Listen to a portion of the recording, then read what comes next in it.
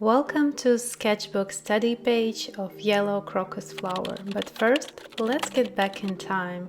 Last May I had the opportunity to travel to London for some art adventures of my own. One of the highlights of my trip was discovering a beautiful spot in Mount Street Gardens for some sketchbook time.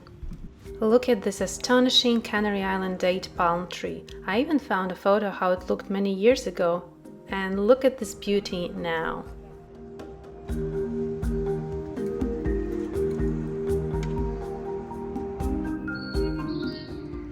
As I settled down with my sketchbook, I couldn't help but feel grateful for the opportunity to experience such a peaceful moment in the midst of a bustling city. All I wanted is to get my tools and start painting in the sketchbook. Really anything. When you are traveling, going for a walk in the forest, or being in your own garden, you can sketch anything. One of the easy, helpful, and effective sketches that I can recommend is finding an interesting subject that you like, make a quick pencil drawing of the subject. No need to be here super perfect with your drawing, and practice color matching. During this peaceful sketchbook time, an idea came about easier and lighter art materials for painting outside. When you are on a go, efficiency is crucial so that nothing holds you back, can be easy and quick to set up, and gives freedom to expressing your creativity.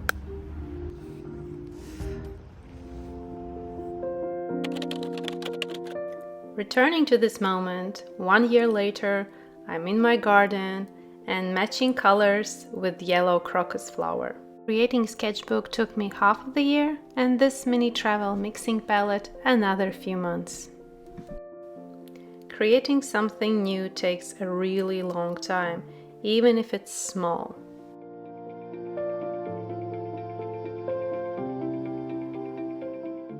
Sketchbook is now much more comfortable on my knees. Watercolor mixing palette is lighter and smaller. Getting back to the studio, I can continue with sketchbook study page, make it more interesting, write notes about color mixes, or any other important insights.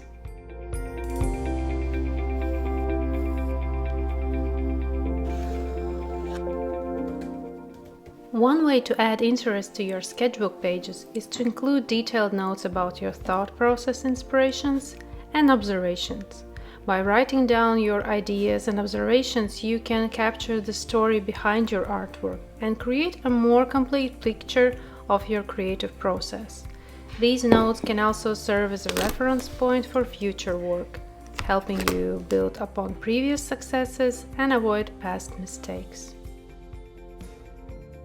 Another way to make your sketchbook pages more engaging is to include additional drawings or paintings alongside your initial sketches. This can be especially effective when exploring a particular theme or subject matter.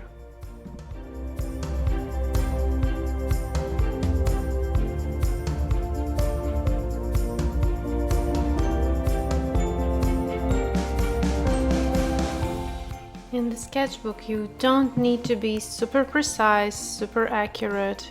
It's up to you what kind of space, creative space, you create in your sketchbook. Adding another pigment, new Gamboge, which is so nice for these yellow crocuses. When I was outside, I was painting crocus flowers super fast and capturing only color mixes. I wasn't thinking about light, shadow, anything. But now I want to make one crocus flower head more detailed and with light, shiny areas.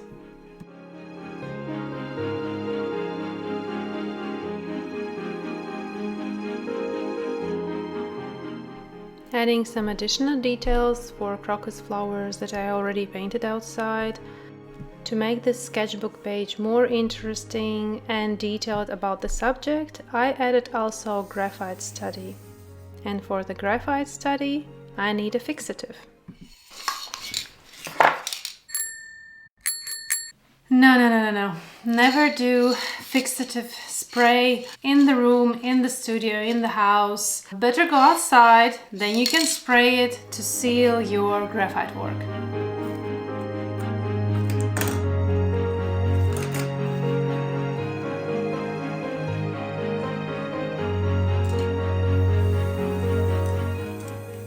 After applying fixative, graphite work can't be erased anymore and it will not smudge.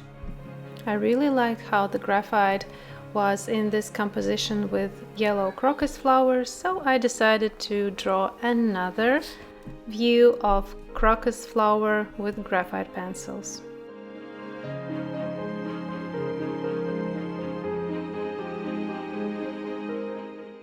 Thank you for watching. If you found this video helpful and interesting, don't forget to hit the like button and consider subscribing to my channel. Your feedback and engagement mean the world to me, so please don't hesitate to leave a comment letting me know what you thought of this video, or maybe you have questions about the process. Thank you again, and I look forward to seeing you in the next video. Bye bye!